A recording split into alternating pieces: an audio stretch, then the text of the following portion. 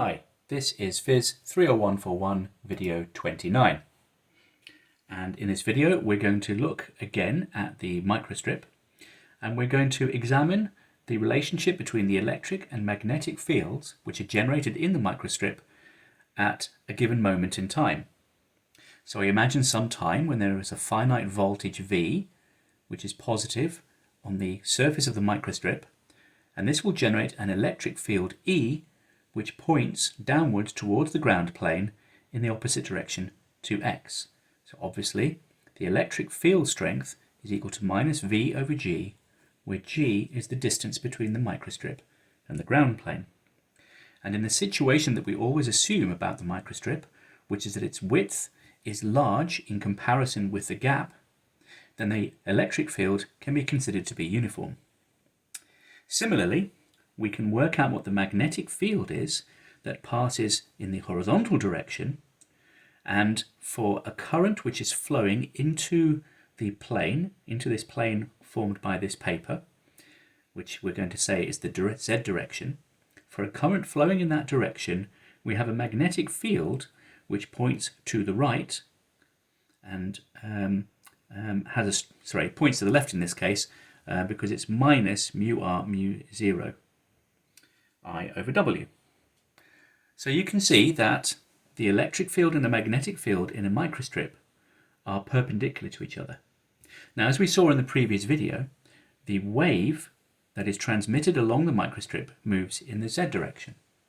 And that wave will have a wave vector k, which is parallel to Z.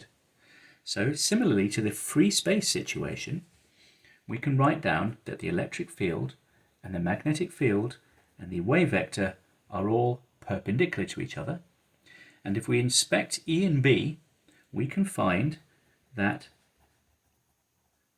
the magnitude of the peak electric and magnetic fields is equal to the velocity of the wave, which we can write as c over epsilon r mu r.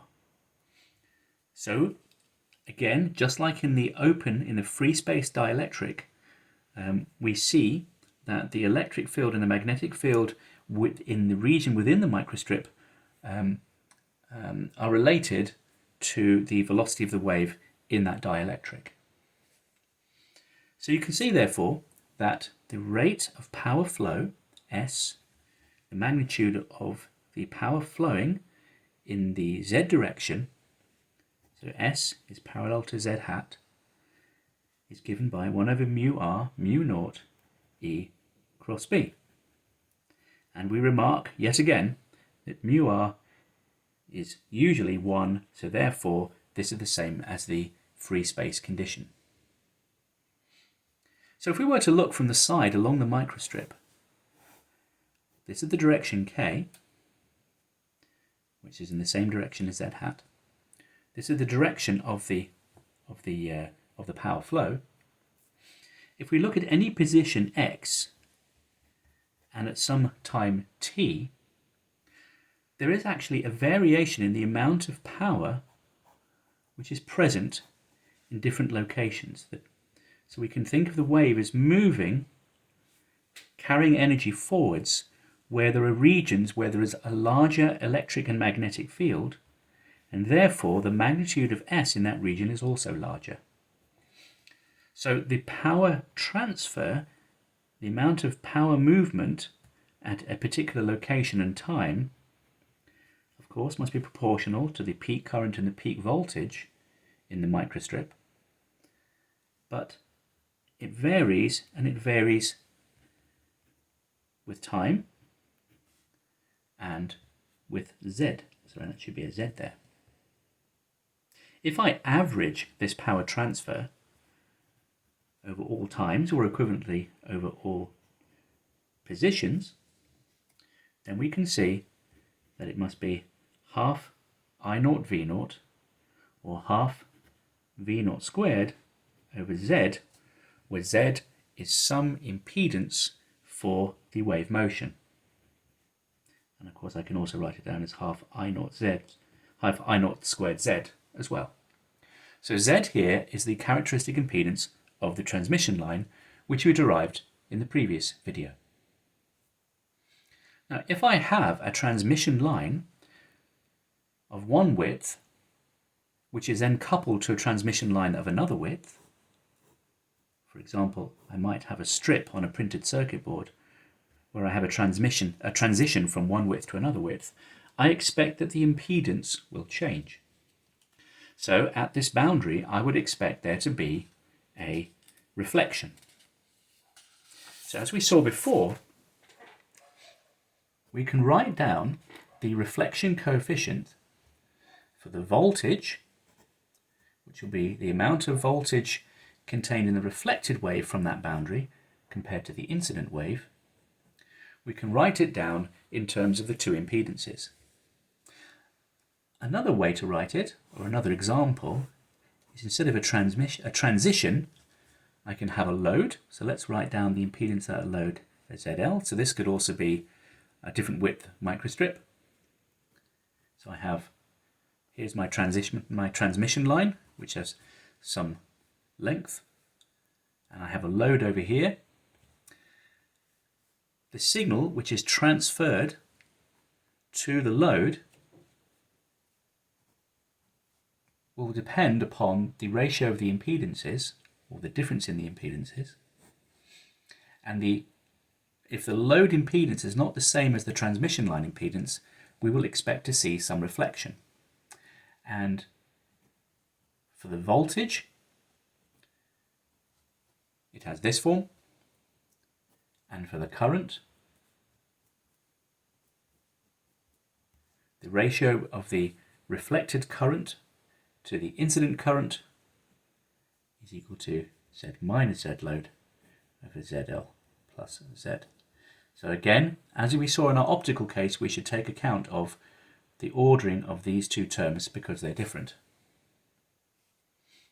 So there are some special cases, of course, for the values of the load compared to this impedance.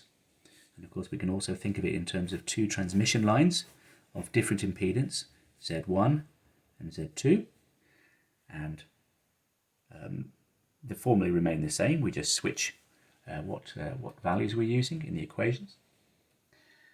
When ZL equals Z, this is known as a matched line because I've matched this impedance to the impedance of the transmission line. I have, of course, that rho V equals rho I equals 0. So there is no reflection at this boundary. And that makes sense because I can always take two transmission lines of the same impedance. That's the same as a single transmission line. So of course, purely from physical considerations, I would expect there to be no reflection from that boundary. Now let's imagine two other cases. Here I have a transmission line and I put a wire across it. So this is called a shorted line because I place a short across the end of the transmission line. So here the impedance is equal to 0. So then of course the reflected component, its voltage is inverted, it's -1. The reason that must be the case is I cannot sustain a voltage difference across this short, so the voltage difference across the end is equal to 0. However, the reflection coefficient for the current is equal to 1 because whatever current goes down this line must come back on that line. The other situation is when I have an open circuit, so I have no connection at all between the ends. And this, of course, means that the impedance is infinite. And in this situation, the reflected component of the voltage is now equal to 1. Basically, the ends of the line go up and down in voltage with whatever is happening from the transmission line. But of course, the current has to fall to 0 at the end. So therefore, rho I equals 1 because whatever current goes down in this direction must come back again. And this, of course, will form some form of standing wave. So here, the current at the ends is equal to 0. So this is my open circuit situation. So that concludes our discussion of transmission lines, and you can see that there is a very close relationship between the properties of reflection and transmission in transmission lines and the properties of boundaries in dielectrics.